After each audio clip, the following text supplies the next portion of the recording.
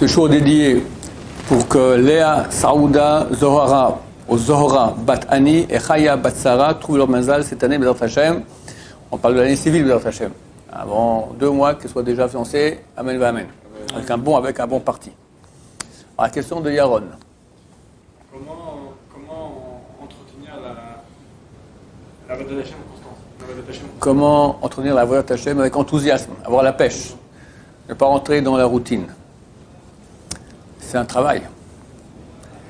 C'est écrit dans le Talmud, je crois, traité Brachot, au Megillah, je ne sais plus, c'est marqué que la prière et l'étude de Torah, Tsechim Chizouk, ont besoin d'être renforcés. L'étude de Torah et la prière. Rachid dit là-bas, toujours de toutes ses forces. On doit se renforcer toujours de toutes ses forces dans l'étude de Torah et la prière. Ça veut dire, l'étude de Torah et la prière, ce sont des choses, ce sont des diamants. Des grands diamants que Dieu nous a donnés. Mais, comme tout grand diamant, d'accord, qui fait, je sais pas moi, je ne connais pas, on va dire 36 carats, d'accord, un truc très très précieux comme ça, ben, il se trouve dans un coffre, avec des barbelés autour, je sais pas moi, des mitrailleuses électroniques, enfin, très dur d'y accéder. Ces diamants, c'est les diamants d'Hachem. Chaque chose qui est un diamant d'Hachem, il est entouré, on appelle ça une clipa. Une clipa, c'est une écorce, c'est une force du mal, qui empêche d'accéder à cela. Et plus le diamant il est grand, plus la force du mal elle est grande. C'est exactement proportionnel. Étant donné que l'étude de Torah et les prières sont les grandes choses, les grands cadeaux qu'Hachem nous a donnés, donc ils sont difficiles d'accès. Mais si on casse l'écorce, alors on reçoit un flux de bonheur extraordinaire. En Torah, c'est simplement se concentrer, faire l'effort, répéter encore plus, t'en peux plus, avec une petite pause, bois un café, tu reviens, encore, ça jaillit. Et quand tu goûtes à ça, c'est un bonheur extraordinaire. Et ça te donne la pêche pour continuer. Je vais raconter l'histoire du stapler que m'a raconté le Rav Chazan. Souvent raconté, je la répète. Le stapler, c'était le Rav Yaakov Israël Kanievski, Zatzal, qui était le père de Chaim Kanievski. C'était un géant en Torah. Géant. Un tzaddik. Il était le beau-frère de Chazon-Ish, le grand de la génération. Un homme, il voyait tout. Un mot de sa part, ça se réalisait. C'était la guerre d'usure. C'était les années 70-71. Il priait à Bnei Brak, Koel Chazon-Ish. C'était pas plus Bnei Brak que Koel Chazon-Ish. Le Bnei Brak de Bnei Brak, d'accord. Et il prie, et il finit sa prière, il dit, c'est qui le Rav Israël Abu Hatzera? Dire le mot Abu Hatzera pour le stapler, c'est comme je te dis, tu parles congolais, d'accord? C'est Bnei Brak, Ashkenaz, comme ça. Il dit, il y a un rabbin dans ce Nantivot. Il dit, je sais pas, quand je prie, je vois sa prière monter comme ça, comme une flèche, elle fait beaucoup de bruit dans le ciel. Le stapler, il est dans le ciel. Et il voit la prière du Baba Saleh qui est aussi dans le ciel. Vous comprenez le niveau un peu, comment ça se passe. Le Rav Chazan vient de Bnei Brak. Son père était très proche du stapler. Et un jour, son père va voir le stapler, son père lui dit, tu ne me prends pas pour un menteur. Moi, je prends pour un menteur, j'ai de la vie. Et en fait, tu ne prends pas pour un menteur. Chassé Shalom, pourquoi je prends pour un menteur? Écoute-moi bien. Tous les matins, quand je m'assieds pour étudier, entre 20 minutes et 40 minutes, j'ai une souffrance terrible. J'ai envie d'une seule chose, décamper. Et je tiens bon, et tout à coup, la douceur de la Torah, elle vient.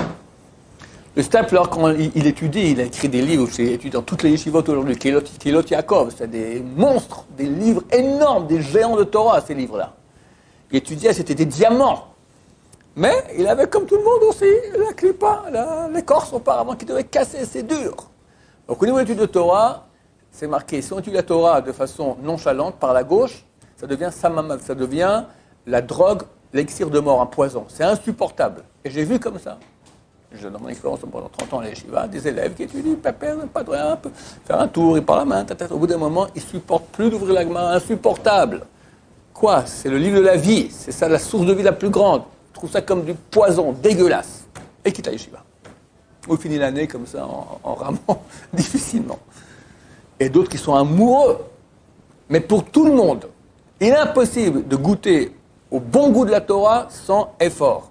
Effort, c'est scotcher le postérieur, sauf votre respect, sur le siège, et étudier. Et encore, je ne comprends pas, et tu réessayes de nouveau, et tu ne comprends pas, tu prends le marcha, tu n'arrives pas, et tac, tac, tac, tac, à la fin, tu comprends, et c'est extraordinaire.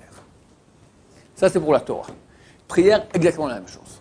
La prière, quand si on arrive à prier en supplication à Hachem, à supplier, sentir qu'on est devant Hachem, et qu'on supplie Hachem, et qu'il nous écoute, c'est un bonheur extraordinaire. Il n'y a pas plus grand bonheur sur Terre que l'étude de Torah, peut-être. Mais pour arriver, il faut y arriver. Dès que tu commences à prier, tu as des tas de pensées qui viennent. Une fois, le Rav de Brisk, le grand, il est venu en Israël, après la Shoah, il a quitté l'Europe, et est arrivé en Israël. Il était clandestin sur le bateau, si je me souviens bien, quelque chose comme ça. Et ils avaient très très peur que le capitaine vienne, et je crois qu'il est arrivé. Il a dit, je vais venir m'occuper de vous. Il avait très très peur. Il était juif, le capitaine. Alors, il a des craintes. Il va complètement nous oublier. Pourquoi il est non religieux? Il ne prie pas. Pourquoi? Quand quelqu'un prie, toutes les choses qu'il avait oubliées, il s'en rappelle. Le SRA vient quand tu es en train de prier et t'envoie des pensées, tout. Je vais à la yeshiva, c'est très dur pour me prier à la yeshiva. Pourquoi? Parce que lui, il faut que je dise comme ça, lui, il faut que ça, il faut refaire. Tout ça, arrêter complètement et penser que tu pries Hachem et penser les mots que tu dis. C'est un effort. C'est marqué on dit dans le Kriyat Shema, vous le servirez de tout votre cœur. Le Ovdo, en hébreu, signifie travailler. Travailler le cœur. C'est quoi travailler le cœur? Sage d'Israël, on dit, c'est la prière. C'est un travail. C'est un travail. Quel travail? Concentration. Pensez au moins ce que tu dis. Très dur. Le Yessara, il veut te voler. Chaque bénédiction, chaque mot, c'est une bataille. Chaque mot, c'est une bataille. Il vient avec ça, après avec ça. Il faut se battre. Tu arrives à faire maintenant une bonne partie de la Mida déjà en pensant ce que tu dis, c'est énorme. Après, commencez à mettre au moins dans quelques parties du cœur. Supplier Hachem. Pensez que c'est que de lui tout vient. Que de lui. On n'a rien. Qui on est, quoi? On est complètement dépendant de lui. Il veut tellement nous donner. Il faut ouvrir la bouche pour qu'on lui demande. Il est prêt à nous donner. Supplie. Au bout d'un moment, tu t'habitues à ça. C'est impossible d'arriver à une routine. Impossible. Ça t'arrive que ça te casse les pieds. Entièrement d'accord. Parce que c'est dur. C'est dur. L'amida, c'est un effort. La prière, c'est un effort. Ici à l'Yeshiva, c'est une prière. Dans beaucoup de synagogues, c'est pas une prière, c'est le premier. Il est bien le shaliach, il a fini aujourd'hui 2 minutes avant celui d'hier. D'accord? C'est très souvent comme ça. C'est pas une récitation, c'est une prière. Alors ici, Baruch Hashem, c'est yeshivatique, c'est plus lent.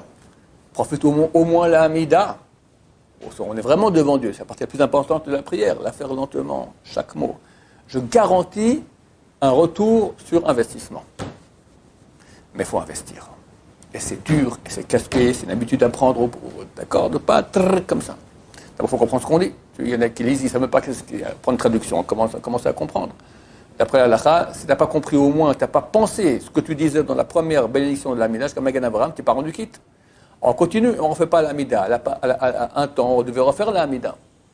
Aujourd'hui, la deuxième fois sera encore pire que la première. D'accord? Donc, ça ne sert à rien que tu prononces le nom de Dieu en vain de nouveau. Mais ça veut dire qu'il faut comprendre ce qu'on dit. Et ça, ils ont fait un rabais, ils ont écrit la première bénédiction. On en a 19. Mais elles sont fantastiques. Chaque bénédiction, c'est un diamant. Alors, comment on arrive? Comme je dis, il y a des barbelés, des mitrailleuses, des kalachnikov électroniques qui t'empêchent d'y aller. Toutes les mauvaises pensées, toutes les choses. Et des fois, les mauvaises pensées. D'accord? Aujourd'hui, tu ne penses pas des bonnes femmes. Au milieu du Shema Yisrael Hashamecha, tac, t'es la bonne femme qui t'arrive. Au milieu de l'Amida, pac. C'est un très bon signe. Prouve que le SRA, il n'est pas content, il veut t'embêter. Si tu n'as rien, si tu fais ton chemin Israël, tu fais ta Amida et tout va très bien dans la tête, c'est bizarre. Ça veut dire que tu n'embêtes personne. Tu es tellement nul qu'on n'a même pas besoin de venir t'embêter avec des bonnes femmes. D'accord? Mais si maintenant tu pries et ça, c'est la bataille, c'est très bien, tu es en train de te battre, mais c'est une bataille. On est sur un champ de guerre, tu te baisses, c'est le tac, il a eu un point, tu vas aller au deuxième, c'est une vraie bataille. D'accord? Alors, ils font ça au flipper, vous faites ça dans la Hamida. Et nous, c'est une vraie bataille qui construit énormément.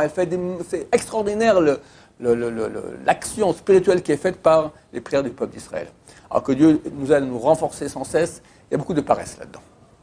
Le vrai ennemi, l'ennemi numéro 1, j'ai fait un cours qui a été appelé l'ennemi public numéro 1, c'est la paresse. Pour l'étude du Torah, c'est la paresse. Parce que non seulement il faut venir s'asseoir au Gemara, mais il faut se concentrer. Et nous, on n'a pas envie de se concentrer, c'est un effort. On veut le moindre effort. On a été éduqués en Occident. Le moindre d'effort, far niente, rien faire. D'accord? Tout la Gemara, tu lis un peu et hop, on va parler un peu. D'accord? Tellement c'est bon de parler. C'est dur. Idem prière, se concentrer, c'est dur. Ça demande un très grand effort. La paresse nous empêche. Alors se battre contre l'ennemi du public qui veut notre perte, qui s'appelle la paresse, et comme ça on gagnera. Baruch Adonai, l'olam, amen va amen.